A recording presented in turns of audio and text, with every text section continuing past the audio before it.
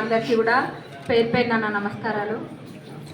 ఇంతకుముందే ఆల్రెడీ ఇల్లు ఇచ్చినాం, కొన్ని ప్రొసీడింగ్స్ పెండింగ్ ఉండే అవన్నీ కూడా ఈరోజు వచ్చినాయి. ఇంకా ఏమైనా ఉన్నా కానీ అవి కూడా క్లియర్ అవుతాయి.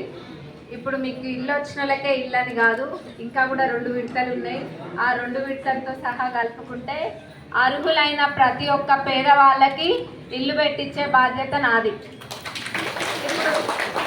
ఇప్పుడు మీరు ప్రొసీడింగ్స్ తీసుకొని పోయి ఇళ్ళ పట్టాలు తీసుకొని పోయి ఊర్లో ఏం చెప్పాలి?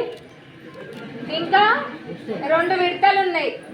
ఎందుకంటే మీలాగానే ఇంకా అర్హులైన వాళ్ళు ఊర్లో ఇంకా వేరే వాళ్ళు కూడా ఉన్నారు కదా పాపం. వాళ్ళందరూ మాకెప్పుడు వస్తాయో అన్న ఆందోళనలో ఉండుంటారు.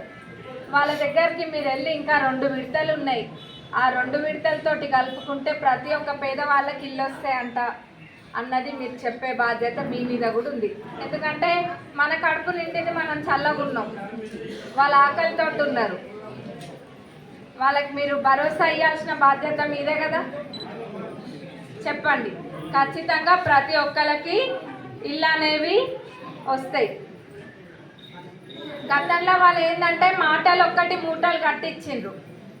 అల్లుడు వస్తే ఏడుంటాడు, కోడలు వస్తే ఏడా, గొర్రెనెడ కడతాం, బర్రెనెడ కడతాం అని మాటల మట్టుకు అంకితం చేసిండ్రు. కానీ ఇల్లు ఇచ్చిండ్రా? ఈరోజు ఇందిరమ్మ రాజ్యంలో ఇల్లు వస్తున్నాయి. ఇందిరమ్మ అంటే గుర్తొచ్చేది ఇందిరమ్మ ఇల్లు. చాలా మందికి వెనకట వచ్చిన ఇందిరమ్మ ఇల్లు ఏ ఊర్లో పోయినా అవే ఉన్నాయి ఎక్కువ.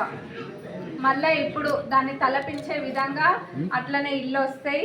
ప్రతి ఒక్క పేదవాళ్ళకి ఇంకా వాళ్ళకి వచ్చింది వీళ్ళకి రాలేదనకుండా అందరికీ కూడా ఇల్లు అనేది వస్తాయి. రేషన్ కార్డులు కూడా అంతే. 10 సంవత్సరాలు ఎక్కడ కూడా రేషన్ కార్డులు ఇవ్వలేదు. ఎక్కడైనా బై ఎలక్షన్స్ వస్తే అక్కడ రేషన్ కార్డులు ఇవ్వడమే తప్ప ఎవరికి కూడా రేషన్ కార్డులు రాలే. వచ్చినాయా? ఎవరికి రాలే కదా రేషన్ కార్డులు. మరి ఇప్పుడు వస్తున్నాయి కదా, వస్తున్నాయా? ఇంకా కూడా రాని వాళ్ళు ఎవరైనా ఉన్నా కానీ అప్లై చేసుకోండి. అర్హులైన ప్రతి వాళ్ళకి రేషన్ కార్డులు ఖచ్చితంగా వచ్చి తీరుతాయి.